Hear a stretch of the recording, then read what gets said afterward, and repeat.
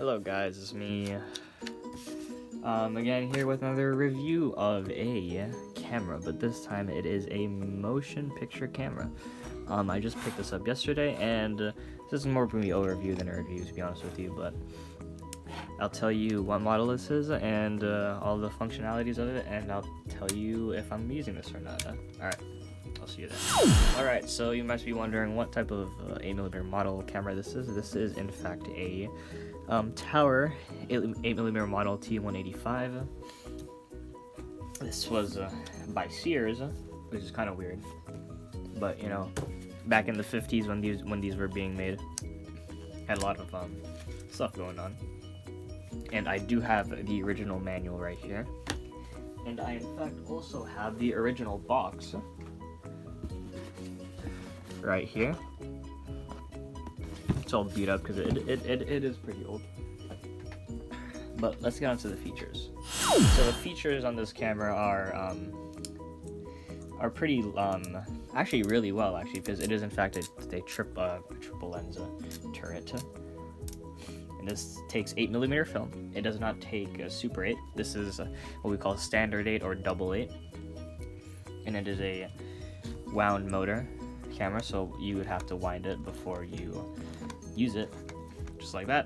Once you're done, you put that down, and here is your exposure. So here you would pull back if you want to continue on with your 16 frames per second, which is standard for 8mm, but you can also change it by moving this. So it goes from 12, 16, 24, 32, 48. That's the highest you can go. But, you know, as 8mm film, you're going to be using 16 frames per second. And back to the exposure. Pull it back, and you will be exposing to how much you want your FPS to be. And you can also do single frame shots, so you can push it forward. It'll give you single frames. And it'll also show you here how much film footage you used, so you can change this by only going forwards until you hit 0, and then you would pull it along, and it moves along.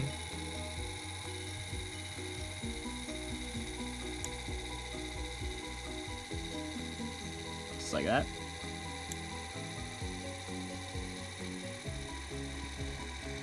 Pretty cool.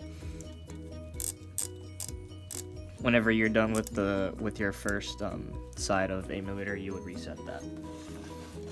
Onto the other side here. Here you can have just some notes here, as well as the closing and locking, so you can see inside. This is your take up reel, and here you would put your already spooled 8mm up here. You would feed it through. Get through here, down here, close this, make sure that's there. You'll lose, like, you know, the first however many frames, but that's just how it goes when you're shooting 8mm. Let's close that up.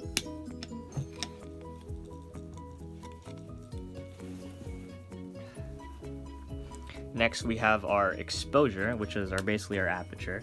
So it goes from 1.8 with a click in between 1.8 and 2.8. Another click 4, another click 5.6, another click 8, 11, and 16. This goes from 1.8 to 16. Your f-stops.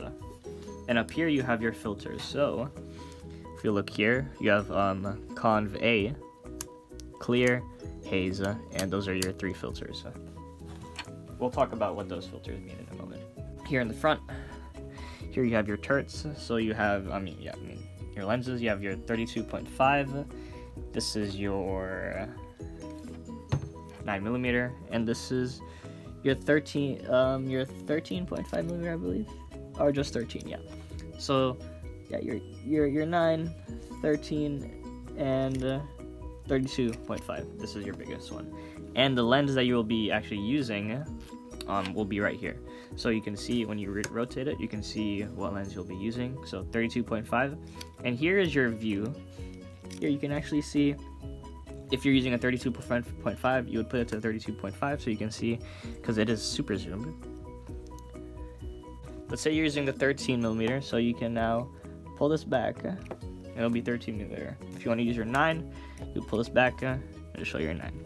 These did come with lens caps, although these are pretty worn out, which they barely stick. This one sticks pretty well. Oh, it did stick really well. And let's move on to the viewfinder here. This is the viewfinder. And it is not, you are not directly looking into the lens. You are going from here. This is why you would need your sliders to see what you'll be exposing. So that's the whole camera all the way around, and it did come with an accessory from the box. It is in fact this light meter. This is a fully mechanical light meter, so you don't need batteries for this. And here it'll actually tell you what to use. So it would use daylight 10 is what you would use if you're using if you're using outside. If to use type A16 measurement, that would be in a studio with a lot of lights. So if you're outside, you use the bottom one. Look at the bottom. So if it says, if the needle goes to 2.8 on the bottom and you're outside, daylight 2.8 on the exposure here, your aperture. And this just snaps on like this. You'd press a button here, and then you'd put this on top here. Looks like a tripod mount. Bam, like that. And you can take your reading,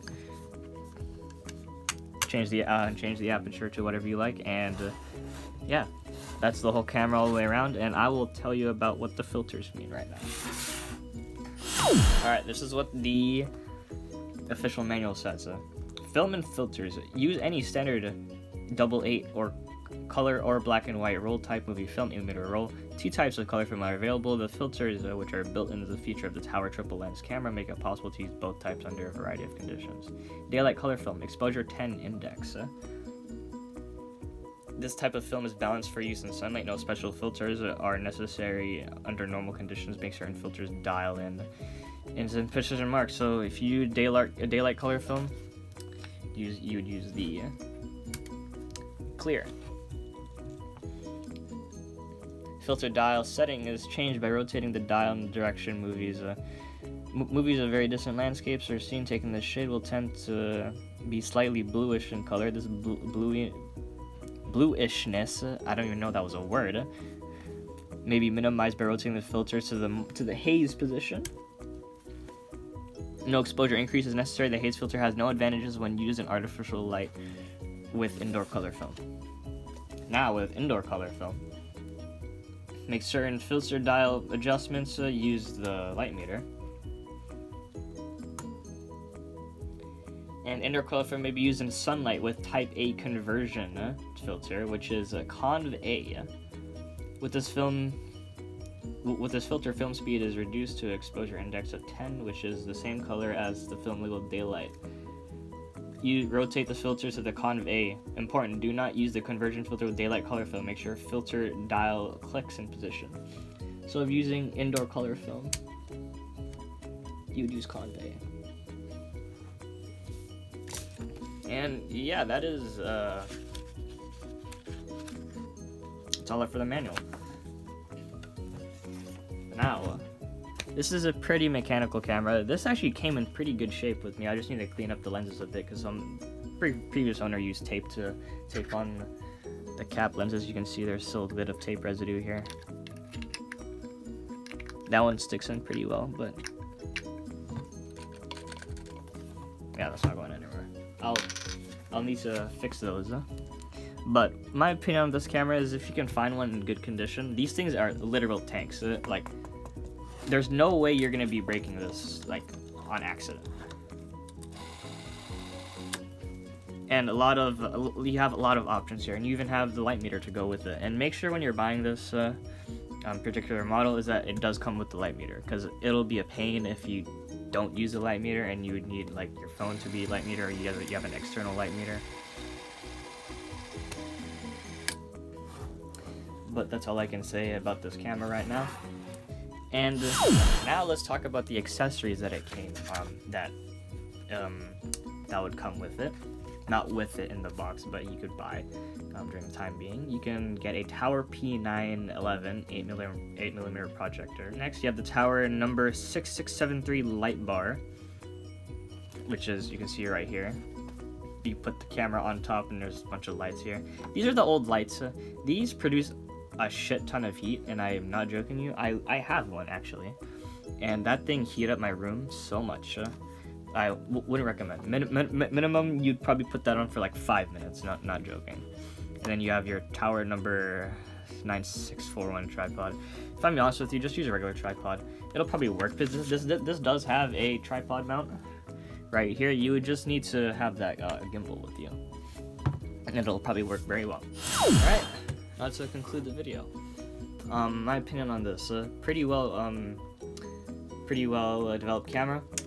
If you would like to start using 8mm film, I would definitely go ahead and seek one of these out. I will probably put a roll through it just to see how this would expose with this light meter, and I'll make a video on that as soon as possible when I do get 8mm film.